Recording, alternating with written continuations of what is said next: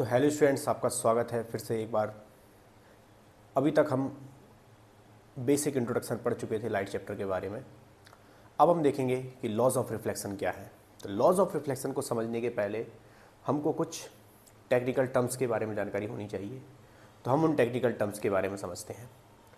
सबसे पहले आता है इंसिडेंट रे किसे कहा जाता है। तो एक प्रैक्टिकल एग्जाम्पल के साथ शुरुआत करते हैं। कोई भी ल्यूमिनस ऑब्जेक्ट, जो हमने पिछली क्लास में देखा था, कोई भी ल्यूमिनस ऑब्जेक्ट, ऐसा ऑब्जेक्ट जो लाइट प्रोड्यूस करता है, तो वो लाइट रेस को प्रोड्यूस करने के साथ साथ जिन रेस के फॉर्म में रिलीज़ करेगा और जो रेस जाकर किसी सरफेस पर गिरेंगी, उन रेस को इंसिडेंट रे कहा जाता है। फॉर एग्जांपल, हमारे घर में अगर इलेक्ट्रिक बल्ब लगा हुआ है तो इलेक्ट्रिक बल्ब से जो लाइट रेस आएंगी और आकर किसी सरफेस से टकराएंगी, उसे इंसिडेंट रे कहा जाएगा। मान लीजिए वो इंसिडेंट रेज मेरे फेस पर आ रही है और मेरे फेस इंसिडेंट रे की वजह से ही मेरा फेस आपको दिख रहा है या ये बोर्ड आपको दिख रहा है। मान लीजिए मिरर है, मिरर पर इंसिडेंट रे आएगी।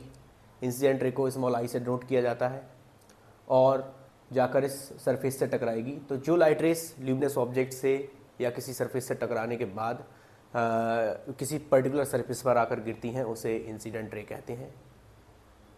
जिस पॉइंट पर जाकर इंसिडेंट रे टकराती हैं, उस पॉइंट को पॉइंट ऑफ इंसिडेंस कहा जाता है। क्या कहा जाता है? Point of incidence.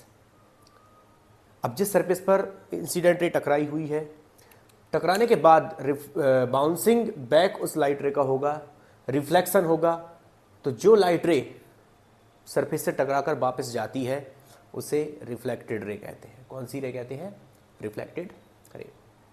जिस पॉइंट पर जाकर रिफ्लेक्शन हो रहा है, उसे पॉइंट ऑफ इंसिडेंस कहा जाता है। अब रिफ्लेक्शन मिरर से भी हो सकता है, किसी एक स्मूथ सरफेस से भी हो सकता है। कल हमने पिछली क्लास में हमने रेगुलर रिफ्लेक्शन और डिफ्यूज रिफ्लेक्शन के बारे में समझा था। तो रिफ्लेक्शन कोई सा भी हो, रेगुलर हो, डिफ्यूज हो, लेकिन रिफ्लेक्शन जिस सरफेस पर हो रहा है उस सरफेस से 90 डिग्री एंगल पर, ये आप देख सकते हो, ये कितना है? 90 डिग्री। 90 डिग्री एंगल पर एक इमेजिनरी लाइन होती है, जिस लाइन को नॉर्मल कहा जाता है। क्या कहा जाता है? नॉर्मल। नॉर्मल का मतलब ही यही होता है कि वो लाइन सरफेस से 90 डिग्री होगी, परपेंडिकुलर होगी, राइट एंगल्ड होगी। अंडरस्टैंड? नॉर्मल और इंसिडेंट रे के बीच में जो एंगल बनता है, उसे एंगल ऑफ इंसिडेंस कहते हैं। ऐसा एंगल जो इंसिडेंट रे और नॉर्मल के बीच में बनेगा, उसे एंगल ऑफ इंसिडेंस कहा जाता है। सेम नॉर्मल और रिफ्लेक्टेड रे के बीच में जो एंगल बनेगा, उसे एंगल ऑफ रिफ्लेक्शन कहते हैं। क्या कहते हैं? Angle of reflection. ऐसा एंगल जो नॉर्मल और रिफ्लेक्टेड रे के बीच में बन रहा है। अंडरस्टैंड? तो यहाँ पर हमारा incident ray, reflected ray, normal, angle of incidence और एंगल ऑफ रिफ्लेक्शन क्लियर हो चुका है। अब आते हैं हम किस पर? Laws of reflection. किन पर? Laws of reflection. तो फर्स्ट लॉ रिफ्लेक्शन का है कि एंगल ऑफ इंसिडेंस और एंगल ऑफ रिफ्लेक्शन, ये दोनों इक्वल होते हैं। पहला लॉ रिफ्लेक्शन का जो नियम है वो है कि मान लीजिए अगर एंगल ऑफ इंसिडेंस 30 डिग्री है, तो एंगल ऑफ रिफ्लेक्शन कितना होगा? 30 degree. Finally we can say angle of reflection is always equal to the angle of incident. अगर एंगल ऑफ रिफ्लेक्शन 30 डिग्री है, तो एंगल ऑफ इंसिडेंस भी 30 डिग्री था। अगर एंगल ऑफ इंसिडेंस 45 डिग्री है, तो एंगल ऑफ रिफ्लेक्शन भी कितना होगा? 45 डिग्री होगा। ये फर्स्ट लॉ हो चुका है। सेकंड लॉ क्या कहता है? उसके पहले हमको कुछ प्लेन्स के बारे में समझना पड़ेगा, ठीक है? तो वो प्लेन, मान लीजिए कि ये हमारे पास एक मिरर है, ये आप बोर्ड को ही मिरर मान लीजिए। एक जो फ्रंट वाला सरफेस जिस पर हम लिख रहे हैं, और एक इसके पीछे वाला सरफेस होगा, मतलब कुल मिलाकर 2 सरफेस होंगे। अब इस मिरर को हम देखते हैं, तो ये मिरर के पीछे वाला सरफेस जो कि कैसा है?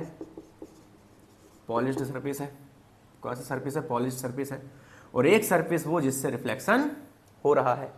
तो इंसिडेंट रे, रिफ्लेक्टेड रे और नॉर्मल, ये तीनों एक ही तरफ है। ये दूसरा सरफेस है और ये पहला सरफेस है।